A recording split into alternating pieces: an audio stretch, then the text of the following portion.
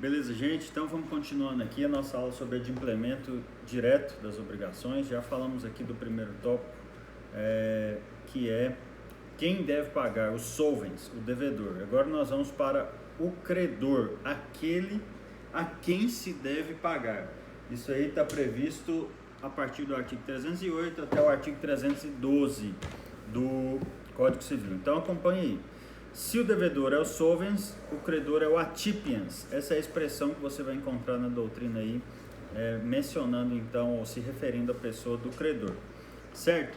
Diz o artigo 308 que o pagamento deve ser feito ao credor ou a quem de direito represente seu pente só valer depois de ratificado por ele, tanto quanto reverter em seu proveito. Então preste bem atenção. O devedor, ao fazer o pagamento, ele vai pagar para o credor, certo? O credor é aquele que recebe o pagamento. Se ele não estiver presente para receber o pagamento, o devedor o fará àquele que o represente de direito. Quem são os representantes do credor? Então nós temos duas espécies de representação, a convencional e a legal.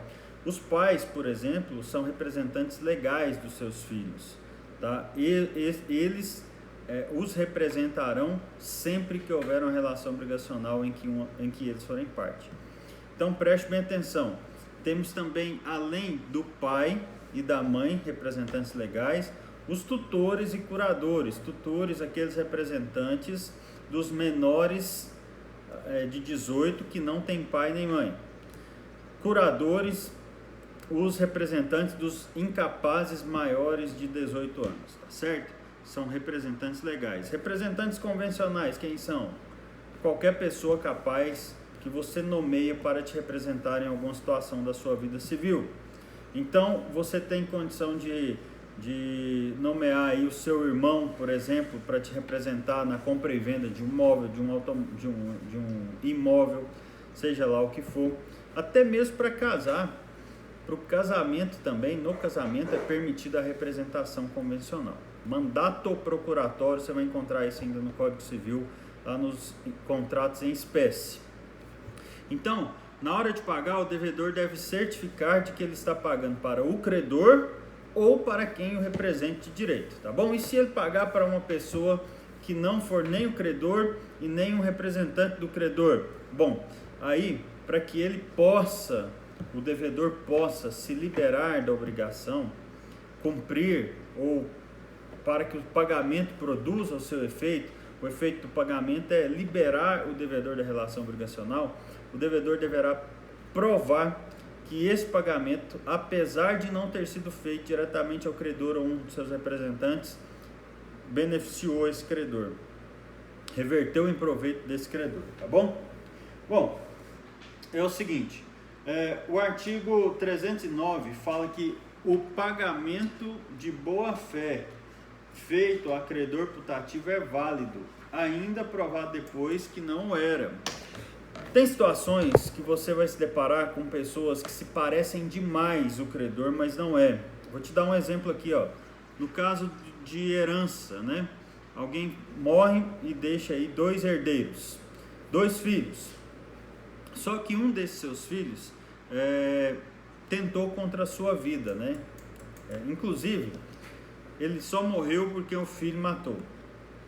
Esse filho que matou vai ser declarado indigno. Então a declaração de indignidade desse filho virá ainda. Todavia, alguns credores do falecido não sabiam que tinha sido o próprio filho que tinha matado o pai e que ele seria declarado indigno.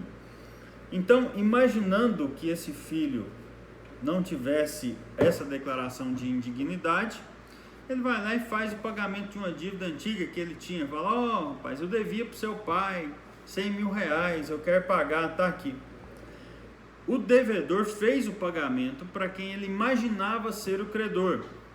Só que, em razão da declaração de indignidade, esse herdeiro já não era mais credor.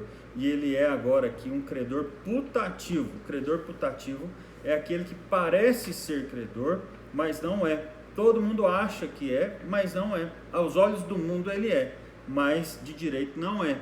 Então esse pagamento feito a esse credor putativo, ele é um pagamento equivocado.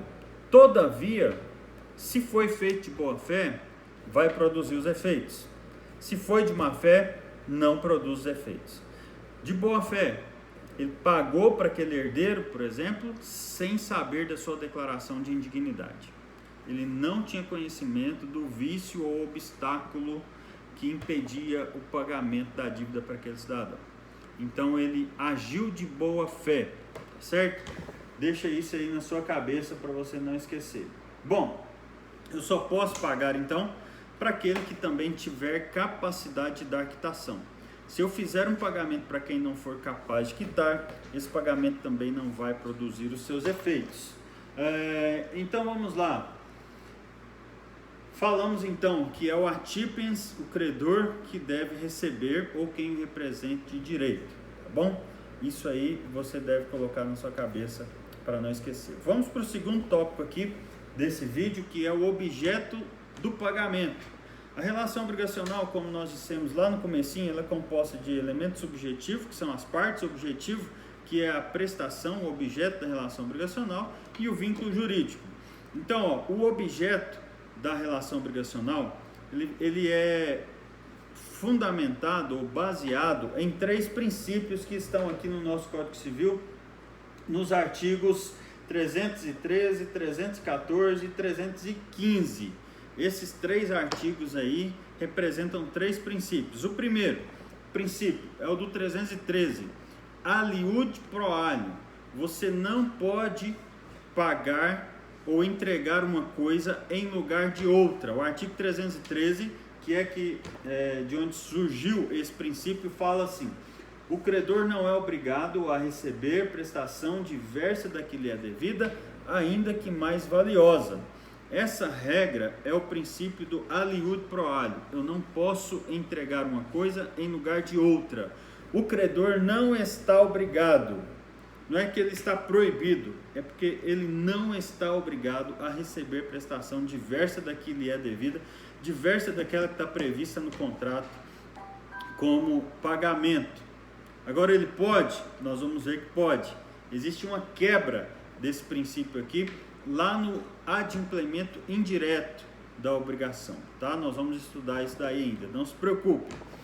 Artigo 314 é o princípio da identidade física da prestação. Diz o 314 assim, ó: ainda que a obrigação tenha por objeto prestação divisível, não pode o credor ser obrigado a receber, nem o devedor a pagar por partes, se assim não se ajustou.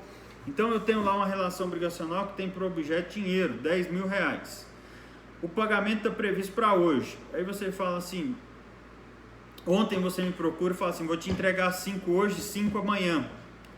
Tudo bem, a gente sabe que na prática isso não tem relevância nenhuma, mas, porque ele está fazendo antes do vencimento da obrigação. Mas pelo princípio da identidade física da prestação, o credor pode exigir que os 10 mil sejam entregues somente amanhã. R$10.000, um monte lá de cédulas, uma em cima da outra, porque essa é a identidade da prestação, tá bom? Então ela deve ser preservada. Eu não posso quebrar isso, ainda que a obrigação tenha por objeto prestação divisível. Essa é uma regra que você deve colocar, que você deve sublinhar aí no seu Código Civil para você não esquecer. Por quê? Porque ela tem exceções. A exceção dela, uma das exceções dela, por exemplo, é prevista no Código de Processo Civil dentro da execução de títulos extrajudiciais. Quando o devedor é citado para pagar, o Código Civil fala que ele pode, no prazo de 3 dias ou no prazo para embargos, a execução, depositar 30% do valor devido e parcelar o restante em até 6 vezes, ou seja, ele quebrou a prestação, fracionou a prestação, em razão, então, de uma determinação legal contida no CPC. É a quebra do princípio da identidade física da prestação. Uma outra quebra, né, do princípio da identidade física da prestação são aquelas prestações que vão sendo recebendo acréscimo quando elas são obrigações de trato sucessivo ou periódicas, né? Então, Juros, por exemplo. Correção monetária, por exemplo. Você tem que me devolver R$1.000, né, em 10 parcelas.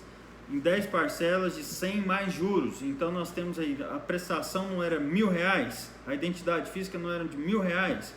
Se você fracionou em 10 vezes e cresceu juros legais e correção monetária, no final das contas vai dar mais de R$1.000. Houve também uma quebra do princípio da identidade física da prestação.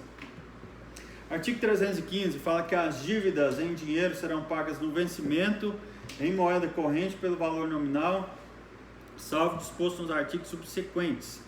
Então preste bem atenção. Terceiro princípio, princípio do nominalismo. As dívidas devem ser pagas de acordo com o que está previsto no título, sempre em moeda corrente. Os pactos onde são avançados pagamentos em outras moedas, eles não são válidos, exceto se estiverem dentro do que diz os artigos subsequentes aqui do nosso Código Civil, a partir aí do 316, 317, 318, tá? Dê uma olhadinha nisso aí, dê uma olhadinha no material de apoio que vai ser postado e bons estudos para vocês.